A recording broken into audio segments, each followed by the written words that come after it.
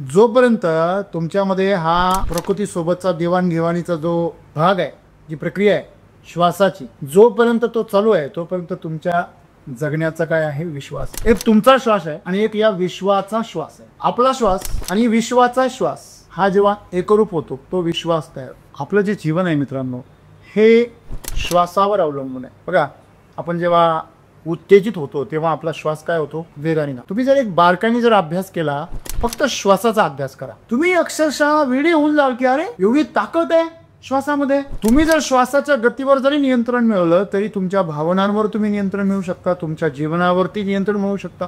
आणि म्हणूनच ध्यानामध्ये लक्ष केंद्रित करा श्वासावरती असं म्हटलं जातं. सद्गुरू आज आम्हाला असं म्हणतात की तुम्ही इतरांकडून ज्या अपेक्षा ठेवताना तो श्वास आहे, विश्वास नाही.